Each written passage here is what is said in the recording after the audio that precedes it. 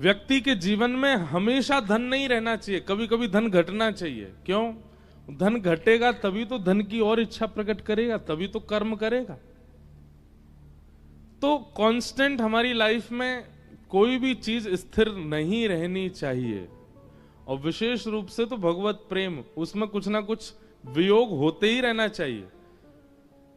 बिना वियोग के बहुत ज्यादा संयोग, बुरा नहीं मानिएगा अगर कोई यहां पुजारी बैठे हो तो, बहुत समीप रहने वाले द्वारिकाधीश के, जब मन चाहे भीतर प्रवेश कर जाने वाले, जब मन चाहे उनके पैरों का, उनके हस्त कमलों का स्पर्श करने वाले, उनके प्रति वो भाव नहीं रख पाते, क्योंकि उनका बहुत सामीप्य हो जाता है। आप लोग हमारी कथा नीचे बैठ के सुनते हैं, दूर रह करके सुनते हैं, इसलिए आपका प्रेम हमसे है। कई बार हमारे संग रहने वालों का ही हमसे प्रेम नहीं हो पाता, हमारे संग रहने वालों का ही हमारे प्रति सम्मान आदर नहीं हो पाता। ये हम व्यंग में ही बोल रहे हैं कि ये लोग थोड़ा सम्मान करने लग जाएं।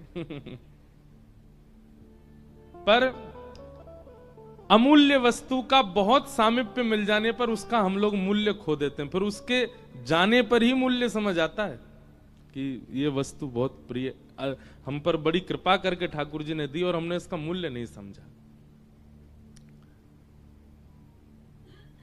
श्रीमद् भागवत जी की व्यासपीठ पर हमको नित्य बैठने को मिलता है, हर दिन।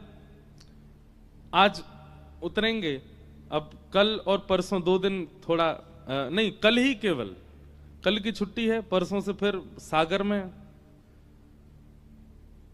लेकिन क्योंकि कथा 2-2.5 घंटे बाद विश्राम होती है और इनके प्रति अति सम्मान, और यहां बैठकर के समय सदैव ये भावना बनी रहती है कि मेरी योग्यता नहीं यहां कहने की। हमारा एक चीज आप अनुभव करेंगे कि हम शून्य होके आते हैं कथा में, कुछ नहीं विचार करके आते, आज ये बोलेंगे, ऐसा सुनाएंगे, ये कहेंगे, नहीं। यहां आते हैं, आकर के भागवत जी को प्रणाम करते हैं, व्यास मंच से आज्ञा लेते हैं कि आप आज्ञा दीजिए, अब क्या कहना है। फिर व्यास मंच से जो प्रकट करवाती जाती है कथा कहते रहते हैं। तो कहीं ना कहीं हमने अपने आप अपनी योग्यता को शून्य माना, इसलिए व्यासपीठ पर बार बार बैठने पर भी यहां का महत्व और यहां का मूल्य हम जानते हैं। किसी दिन अगर यहां बैठ करके ऐसा भाव आ जाए कि ये तो मैंने सुनाया, ये तो मैंने कहा, ये तो मेरा भाव था, उसी दिन व्यासपीठ के प्रति अपराध बनेगा और हम धीरे धीरे व्यासपीठ से दूर हो जाएंगे, इसकी मर्यादा खो बैठेंगे। कई व्यासों को देखा जाता है वो अमर्यादित हो जाते हैं व्यास मंच पर। क्यों? कहीं ना कहीं उनको ये अभिमान हो जाता है कि ये बात उनके द्वारा निकाली गई है, उनके द्वारा प्रकट हुई है। नहीं, व्यासपीठ स्वयं श्री कृष्ण है, यहां शून्य होकर के ही बैठा जाएगा। तो वियोग इसलिए आवश्यक है, कहीं बहुत संयोग में आप अपना अस्तित्व कुछ समझने ना लग जाओ, इसलिए वियोग जरूरी है। कथा का विश्राम होना बहुत आवश्यक है। कुछ दिन थोड़ा वियोग में रहेंगे तो और उत्सुकता बढ़ेगी पुनः कथा सुनने की, पुनः कथा में आने की, इसलिए वियोग। तो कईयों के भाव हैं कि कथा विश्राम मत कीजिए, नहीं, वियोग जरूरी है। वियोग से ही कई बार ज्ञान, प्रेम और भाव स्थिर होता है चित्त में। देखो, जिस प्रसंग में आप प्रसन्न रहे, एक दिन आप उस प्रसंग को भूल जाओगे, लेकिन जिस प्रसंग में आप भावुक हुए, उस प्रसंग को आप कभी नहीं भूल पाओगे। प्रसंग मतलब कोई कथा प्रसंग नहीं, प्रसंग मतलब कुछ भी।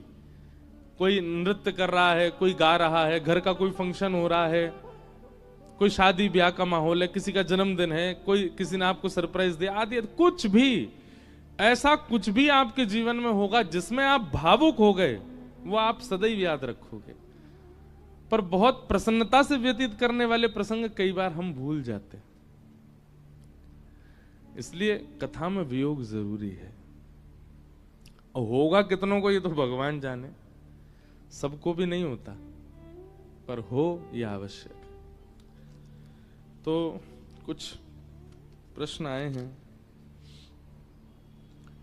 इनका भाव है कि मुझे पहले भगवान के प्रति बहुत विश्वास, श्रद्धा भाव था और बहुत ही प्रेम भाव था, पर अभी पता नहीं हो रहा है क्या हो रहा है, बहुत नकारात्मक विचार आते हैं। कैसे पहले जैसे व्यक्ति प्रेम प्राप्त करें, भक्ति प्रेम प्राप्त करें। हमारा लक्ष्य तो निकुंज में निवास का था, पर ऐसा ही चलता रहा तो कैसे होगा? कृपया मार्गदर्शन करें। आपका भाव है कि पूर्ण में बहुत ज्यादा प्रेम ठाकुर जी से था और अब धीरे धीरे घट रहा है।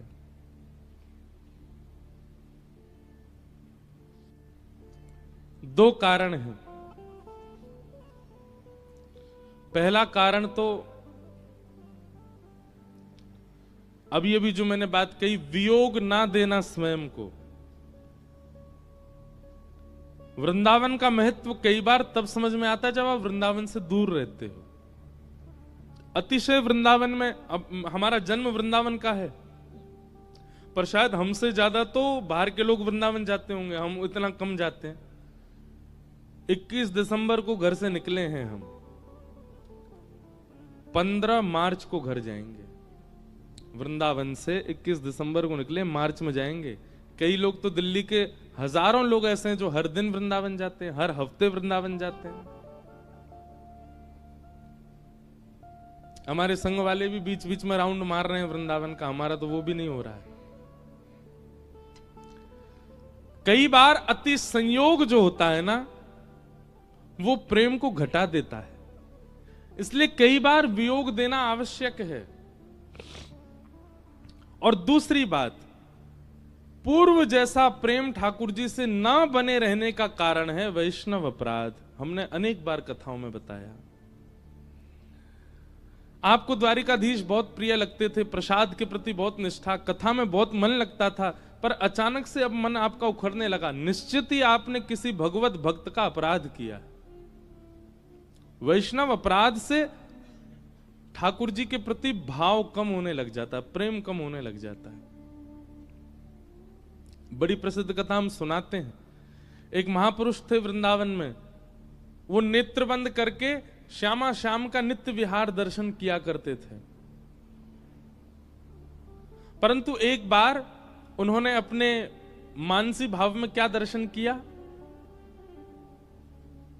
कि ठाकुर जी और किशोरी जी दोनों वन में विहार कर रहे हैं, और इतने में ही किशोरी जी बोली, हे श्याम सुंदर, जे वृक्ष कितना बढ़िया है, यहाँ पे फल कितने बढ़िया लगे भाई, पर मैं तो कहा करूं, जे तो बड़ा ऊंचो है, मैं तो यह फल को ले ही नहीं पाऊंगी। ठाकुर जी बोले, आपको फल प्रिय लगा? श्री जी बोली, हाँ मुझको बहुत प्रिय लगो। सोई ठाकुर जी ने कहा कियो, दोनों हाथन से ऐसे उछल के डाल पकड़ी और डाल नीचे झुका दी। और ये महापुरुष दर्शन कर रहे हैं अपने मानसी में, और डाल नीचे झुका दे। किशोरी जी से बोले, ले फल नीचे आ गयो, अब तोड़ लो याकू। श्री जी ने फल तोड़ा, फल मुख से लगा के उसका अधर रस पान किया। कुछ पुष्प लिए, पुष्प लेकर के अपने केश में लगाए।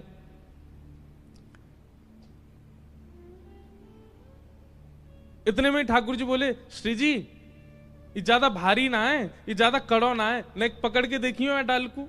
श्री जी ने जैसे ही डाल पकड़ी, सोई ठाकुर जी ने छोड़ दी। अब जैसे ही ठाकुर जी ने छोड़ी, सोई श्री जी लटक गई वहां से। अब वो डाल ऊपर गु गई, अब श्री जी ऐसे बातें लटक गई। अब ठाकुर जी जोर जोर से हंसने लगे, बोले, आए आनंद आए, बड़े प्रेम से फल तोड़ रहे, बड़े प्रेम से पुष्प निकाल के चयन कर रहे हैं, यो ना लगी ने को नेक सो लाला इतने बड़े डाल को पकड़ के इतनी देर तक खड़ो है, अब पता चली। अब या दृश्य को वो महापुरुष देख रहे थे, और देखते देखते उनको बहुत जोर से हंसी आने लगी। इतनी जोर से हंसे, उसी समय उनकी कुटिया के बाहर से कोई विकलांग ब्रजवासी जा रहा था। उसके पैर, एक पैर नहीं था, वो बेचारे लंगड़ा के चल रहे थे। और उसी समय इनकी हंसी निकली, तो बाहर से जाते हुए उस व्यक्ति ने मन में विचार किया, ये मेरी दुर्बलता पे हंस रहे हैं, मेरी चाल पर हंस रहे हैं, मैं ऐसे लंगड़ा के चल रहा हूं इसलिए इनको हंसी आ रही है। केवल उसके चित्त में ये भाव आना कि ये मेरी दुर्बलता पर हंस रहे हैं, इतने मात्र से उन महापुरुष के चित्त में जो प्रिया प्रियतम की लीला चल रही थी वो अंतर ध्यान हो गई। अब यहां तो जानबूझ करके नहीं किया, फिर भी वैष्णव अपराध लग गया। वैष्णव अपराध आप करते हैं तो ही लगता है, ऐसा भी नहीं है। कोई वैष्णव सोच ले कि इसने मेरा अपमान किया, यह भी एक वैष्णव अपराध है। आपने मेरे साथ कुछ गलत नहीं किया, लेकिन मैंने जबरदस्ती मन में ही सोच लिया कि इन्होंने तो मेरा अपमान किया है, तो भी आपको वैष्णव अपराध लग जाएगा। इसलिए भगवत अपराध इतना बड़ा है ही नहीं। आप ठाकुर जी की सेवा में कोई चूक कर दो, ठाकुर जी के प्रसाद में चूक कर दो, कोई अपराध नहीं लगेगा। ठाकुर जी इतना गौर नहीं करते। पर भगवत भक्तों के प्रति तो बहुत सावधानी रखनी पड़ती है, क्योंकि इतनी सी बात भी उनको बुरी लग गई तो अपराध लगेगा। और उस अपराध से होता कुछ नहीं है, बस एक ही काम होता है, ठाकुर जी के प्रति जो आपका प्रेम है वो घटने लग जाएगा।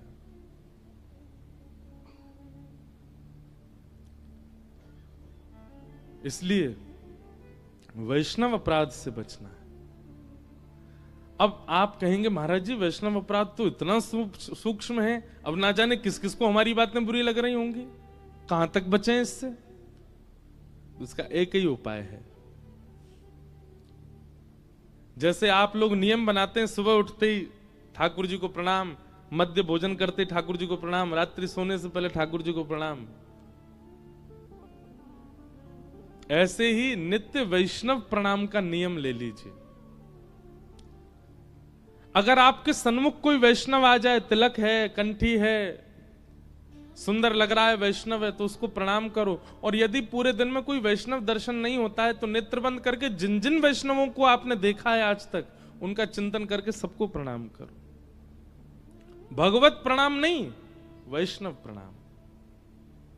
वृंदावन गए थे, वहां वो महाराज जी मिले थे, वहां पर एक दंपति मिले थे, दोनों पति पत्नी वैष्णव थे, उनको भी प्रणाम, उनके बालक को भी प्रणाम। रिक्शा चलाने वाले भैया राधे राधे बोल रहे थे, उनके भी माथे पर तिलक लगा था, उनको भी प्रणाम। कचौड़ी खिलाने वाले महापुरुष जो थे वो भी चंदन छापा लगाए हुए, वो भी वैष्णव दिख रहे थे, उनको भी प्रणाम। अरे कहां तक कहें, हमको तो बंदर में भी वैष्णव दिख रहे थे वृंदावन में, उनको भी प्रणाम। नित्य सन्मुख आने वाले वैष्णवों को तो प्रणाम कीजिए, पर कहीं आप ऐसे शहरों में रहते हैं जहां वैष्णव है ही नहीं, तो क्या करें? जिन जिन वैष्णवों से आप मिले हो उनका चिंतन करो, नेत्र बंद करके उनको याद करो और उनको प्रणाम करो। नित्य वैष्णव प्रणाम का नियम धारण करने से वैष्णव अपराध घटता है और आपका जो प्रेम ठाकुर जी के प्रति है वो फिर से वर्धमान होने लगता, बढ़ने लगता है। इसलिए जिनका ये भाव है कि आपका पहले प्रेम बहुत था ठाकुर जी से लेकिन अब घट रहा है, तो आपने कोई वैष्णव अपराध किया है। और आपने जानबूझ के ना भी किया हो तो किसी वैष्णव को शायद आपकी कोई बात अनुचित लगी है। ठाकुर जी देखो कितने बड़े पक्षपाती हैं, कभी कभी मन में आता है मेरे, इन जैसा कोई पक्षपाती नहीं है। इनके साथ कुछ आपने अनुचित क्रिया करी, इनको बुरा नहीं लगता, पर इनके जनों के साथ आपने अगर किंचित भी कुछ किया, ये दूर हो जाते हैं आपसे। जैसे मित्रों में एक भाव चलता है ना, ए सुन अब मेरी उससे लड़ाई हो गई, तू भी उससे बात नहीं करेगा। स्कूल में, कॉलेज में या परिवार में ऐसा होता है ना कि हम अपने दूसरे मित्रों से क्या कहते हैं, बोले अब मेरी उससे लड़ाई हो गई है, तू भी उससे बात मत कर। और कहीं उसको दिख जाता है कि तुम उससे बात कर रहे थे तो वो आपसे भी नाराज हो जाता है, बोले उससे मेरी लड़ाई चल रही, तू उससे क्यों बात कर रहा था? तो ठाकुर जी वो बीच वाले हैं। कोई वैष्णव आपसे नाराज हुआ है, आपके प्रति उसका मन में भाव आया, ठाकुर जी पहले किनारे होते हैं, बोले भैया हम कैसे मिल सकते हैं आपसे, आप तो हमारे वैष्णव के जो है अपराधी हो। इसलिए भैया भोग में चूक हो जाए चलेगा, श्रृंगार में चूक हो जाए चलेगा, सेवा में चूक हो जाए चलेगा, नाम जप में चूक हो जाए, पाठ में चूक हो जाए चलेगा, पर किसी वैष्णव भक्त के प्रति चूक मत कीजिएगा। और इससे बचने का एक ही उपाय है, दिन में और रात्रि में जो जो वैष्णव आपके चिंतन में आते हो सबको प्रणाम करो, सबसे क्षमा मांगो। और फिर भी अगर आपका प्रेम नहीं बढ़ रहा हो, या तो द्वारिका में या फिर वृंदावन में, अयोध्या में, जगन्नाथपुरी में, जहां आपका मन करे, एक वैष्णव भोजन कराइए, असंख्य वैष्णवों को उसमें बुलाइए, वृंदावन में जाकर के खूब सारे महात्माओं का भंडारा करा दो।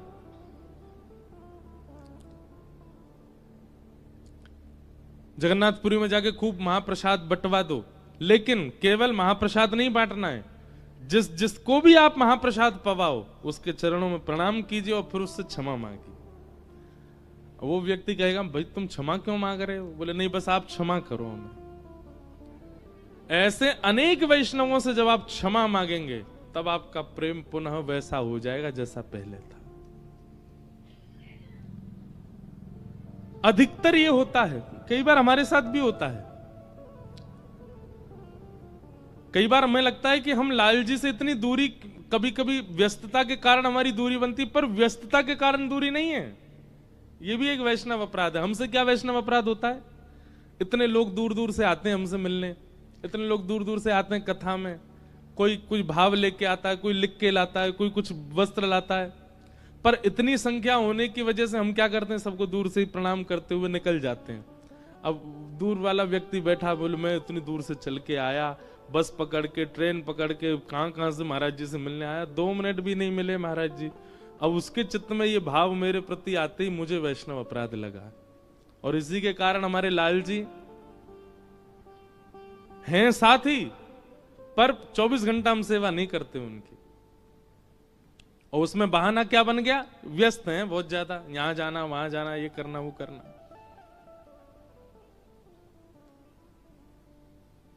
कभी कभी जब संयोग मिलता है ठाकुर जी का, सेवा प्राप्त होती है, तो फिर लगता है कि अब वही वैष्णव जो हमसे नाराज हुए शायद खुश हो गए, इसीलिए लाल जी आ गए, फिर से श्रृंगार करा रहे हैं, फिर से भोजन पा रहे हैं हाथों से। तो वैष्णव अपराध बहुत सूक्ष्म होता है। उससे बचने का एक ही उपाय है, नित्य वैष्णव प्रणाम करो, और जब भी अवसर मिले तीर्थ में, धाम में जाकर के वैष्णव भोजन कराओ, और सब वैष्णवों को दक्षिणा दो, प्रणाम करो, सबसे क्षमा मांगो। आपका प्रेम कभी नहीं घटेगा। मीराबाई के चरित्र में ऐसी भावना आती है कि कई बार मीराबाई के भजन भाव को देखकर के बड़े बड़े उद्योगपति आते थे मीराबाई के सन्मुख। वो पूछते हमें कोई सेवा दे दीजिए। बड़े बड़े उद्योगपतियों की बेटियां अपने घर परिवार को त्याग के मीराबाई के संग रहने को हो जाती थी। तो मीराबाई बस एक कहती, बोले आप पे धन की कृपा है ठाकुर जी के द्वारा, वृंदावन में एक सुंदर भोजन करा दीजिए, सब वैष्णवों को कराओ। अच्छा एक और बात बताएं, कई बार वृंदावन में वैष्णवों को भोजन कराने के बाद भी आपका प्रेम नहीं बढ़ेगा, तो फिर दूसरा उपाय अपनाओ। क्या? वृंदावन के बंदरों को पवा दो। वृंदावन के बंदरों के प्रति भी वैष्णव अपराध बन जाता है। कैसे बंदर हैं यहाँ के, चश्मा लेके भाग गए, मेरा 3 लाख रुपए का चश्मा ले गए। ठाकुर जी की भक्ति घट जाएगी उसी समय। क्यों? बंदर के प्रति भी अपराध नहीं कर सकते आप, वो भी वृंदावन का है। कई बार धामों में आपको बहुत अनुचित स्थिति देखने को मिलेगी, पंडाओं के द्वारा, पुजारियों के द्वारा, ब्राह्मणों को अब पीछे पड़ गए, देने पड़ेंगे इतने रुपया तो देने। एक बार मैं गोवर्धन परिक्रमा कर रहा था, तो लग गए 2-4 बालक पीछे, अब वो मांगने लगे कुछ दे दो दे दो दे दो, दे दिया फिर भी नहीं माने। अब वो अपने रिश्तेदारों को भी लिया, तुम भी मांगो, बहुत पैसा वारो दे रहो, सबन ने दो मांगो आते। अब मैंने कि भैया हमको करने दो परिक्रमा। छोटे छोटे बच्चे थे, बुरा भी लग रहा था चित्त में, ये क्यों ऐसे डोल रहे हैं यहाँ पे, कहीं इनकी व्यवस्था गिरिराज जी कर दें, कोई बढ़िया पढ़ाई लिखाई करें। अब पीछे पीछे भागे, दे दो दे दो दे दो। अब मैं 2-4 को तो दे दिया, फिर मैं भी दौड़ने लगा। मैंने कि भागो भाई। तो एक उनमें छोटी सी लाली थी, उम्र को बोलती है, दे दे नहीं तो आगे चल के तेरा पाम टूट जाएगा। दे दे नास पीटे तेरा मुंह टूट जाएगा। अरे मैंने कि भैया इतनी बद्दुआ मत दो। 1-2 चीज और भी कहीं, वो नहीं बताऊंगा मैं मंच से। तो अब वहां पे भी लगता है कि भाई ये भी एक वैष्णवी हैं तो वृंदावन के। तो वैष्णव अपराध बहुत सूक्ष्म है, इसलिए उसका एक ही उपाय, ये जितने भी वैष्णव भक्त हैं हमारे भक्तमाल जी में तो मुझे वो पद याद होना चाहिए था तो मैं सुना था, उसमें एक ही पद में कितने भक्तों को प्रणाम किया गया है।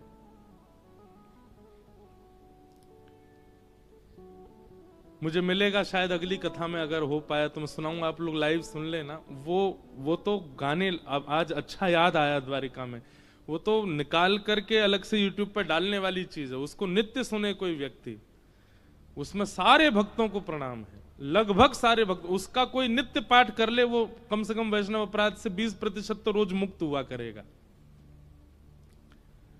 तो पूर्ववर्ती जितने भी वैष्णव हैं, रामदास बोढ़ाना से लेकर के मीराबाई तक, जिन जिन को आपको स्मरण आवे सबको प्रणाम करो। प्रत्यक्ष भाव से आपने जिन वैष्णवों का दर्शन किया उनको प्रणाम करो। इनसे भगवत प्रीति बढ़ती है, भगवत प्रेम बढ़ता है, और आपकी जो सेवा में, आपकी रुचि में, आपके भावों में जो न्यूनता आती जा रही है फिर से ठीक होती चली जाएगी। और देखो, किसी पे अगर वैष्णव अपराध ना हो और वो व्यक्ति नित्य वैष्णव प्रणाम करता हो तो फिर क्या होगा, फिर धीरे धीरे उसका प्रेम ठाकुर जी से नहीं, ठाकुर जी का प्रेम उससे बढ़ने लग जाएगा, ठाकुर जी की प्रीति उससे बढ़ने लग जाएगी। मानो आप वैष्णव अपराध से शून्य हो गए, लेकिन फिर भी आप वैष्णव प्रणाम करते हो, भक्त प्रणाम करते हो, तो फिर ठाकुर जी की प्रीति अभी तक आपकी उनके प्रति थी, अब उनकी आपके प्रति होने लग जाएगी, और बढ़ते बढ़ते बढ़ते बढ़ते अटूट हो जाएगी। कल रात्रि में 2 बजे तक मीरा चरित्र पढ़ता रहा, मुझे बहुत प्रिय लगता है मीराबाई का भाव। मैं स्वयं कहूं उसमें मुझे इतनी रुचि नहीं आती, पर कई बार जब मैं कथाएं सुनता हूं, अभी वृंदावन में पूज्य मलुक पीठमाले महाराज जी, उन्होंने पूरी कथा में केवल एक बार 1 मिनट के लिए मीराबाई का भाव कहा, सर से लेके पैर तक के रोंगटे मेरे खड़े हो गए। मीराबाई से एक अलग स्नेह लगता है,